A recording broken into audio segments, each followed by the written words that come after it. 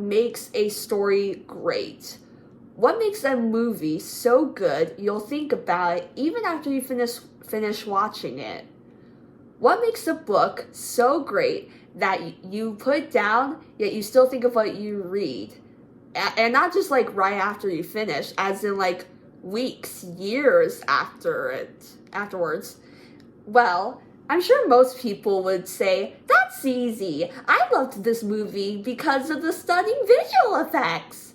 Or, I loved this book because the humor was really funny. Or even, I enjoyed that stage performance because the music was epic. And I can totally understand that. All of those artistic elements make a story shine. The frosting on the donut, if you will.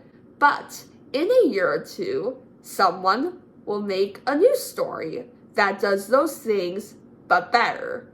So we move on and forget the other story. To quote Chloe from No Malone, the second something more sparkly comes along, we're all going to forget this. A good story is one that can survive throughout the turning of times. How does a story do that?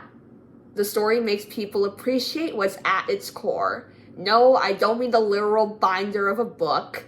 I believe the core of any form of a story is its meaning. Now, let me just turn on my radio voice.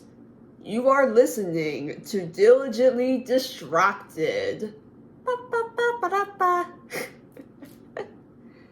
Now, I want to say that not all things need a deep moral to be meaningful or rememberable. I can totally admit to watching stuff solely to turn off my brain and laugh. I still feel like I lose a brain cell every time I watch Sailor Moon.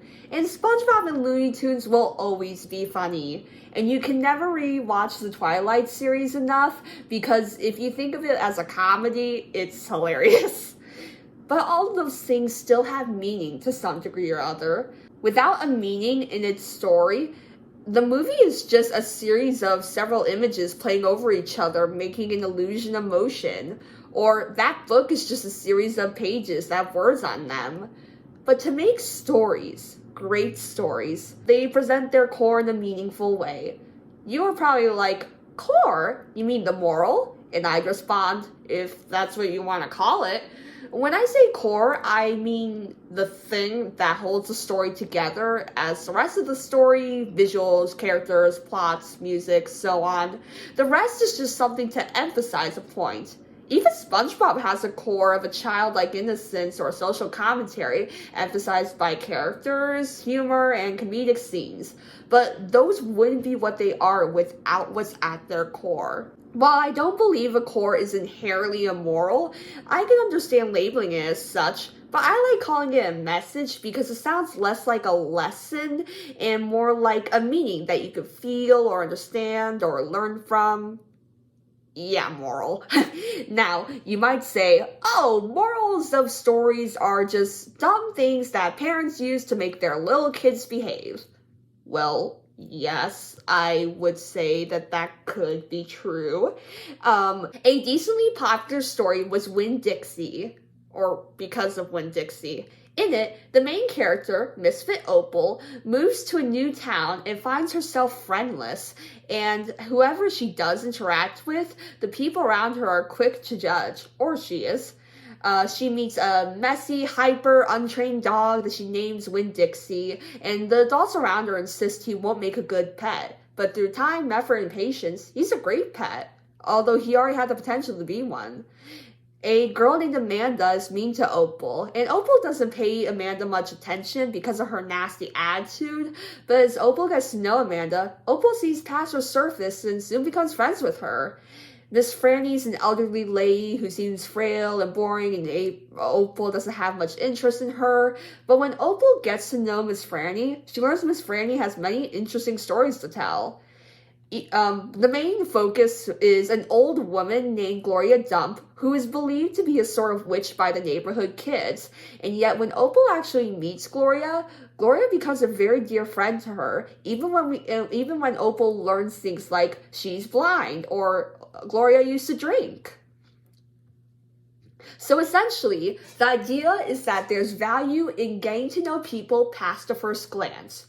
That was a decently realistic saying, right? Now let's try something less realistic.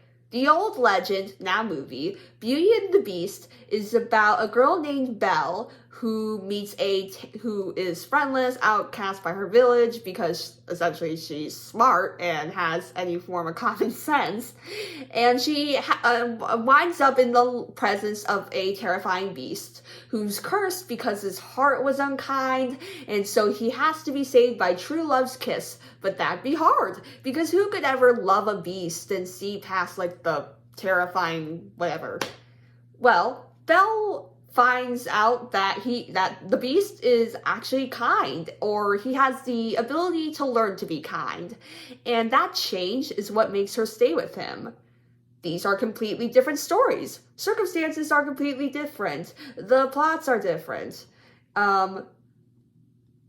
These are completely different stories, completely different circumstances, completely different plots, and yet both of those have something in common at the very core of their concept.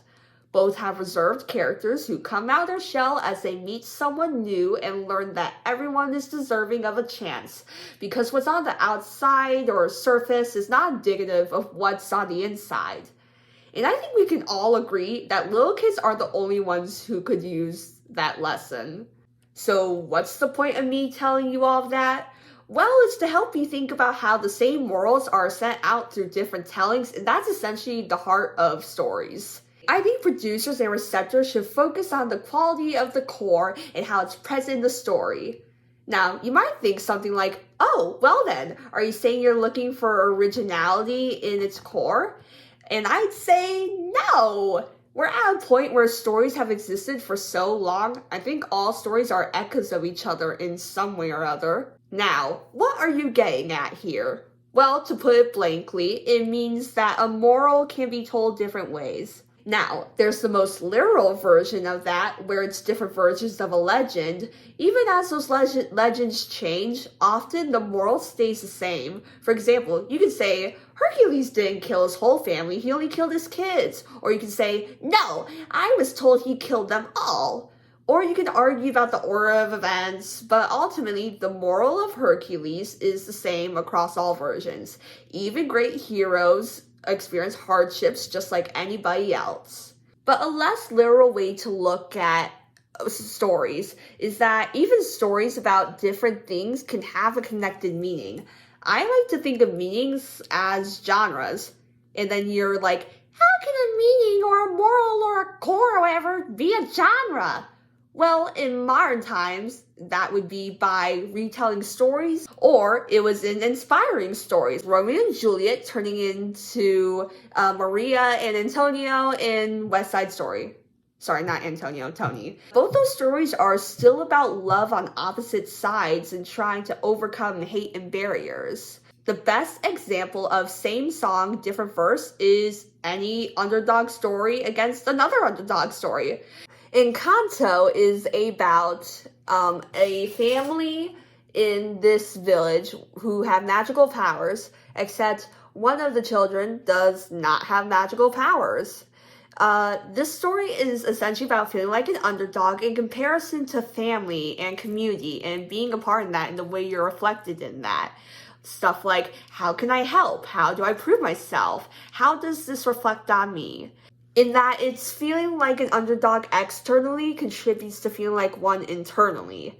In the end, the main character, Mirabelle, the ending eventually shows that it wasn't magic that she wanted. She thought it was magic, but it turns out what she really wanted was to be seen.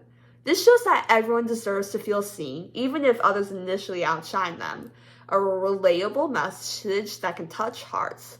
That's one perspective of an idea like that, but think of movies. Most sports movies. The underdog team rising up, and that's a little different because it's a group of underdogs, so that would be emphasizing self-improvement, training, group improvement, we work together. But ultimately, it's still about what can I do? How do I prove myself? Or how does this reflect on me? In that it's feeling like an underdog externally contributes to feeling like internally. Both of those are very different stories, but they share a message, and its heart and perspective difference lets it touch many people. Even far back, there were underdog stories. I forgot what this was called, but it was a European story where three princesses raced for something to earn the title of queen, and the youngest princess didn't choose the largest or strongest servant, but the littlest one because of kindness. And throughout the story, the little servant's kindness is what helps the young princess find the object and win the race. There's also less clear versions of the idea where it's like Hansel and Gretel, where young children get a chance to feel empowered, or in Tortoise and the Hare, where smarts prove best. Even Cinderella is kind of an underdog story, depending on which version you read, where she seems lowly, essentially, but her smarts and kindness and whatever else give her a chance at happiness, even after the abuse of her family. I don't have the ability to record an ending, so yeah, there's me talking at a screen for a small amount of time.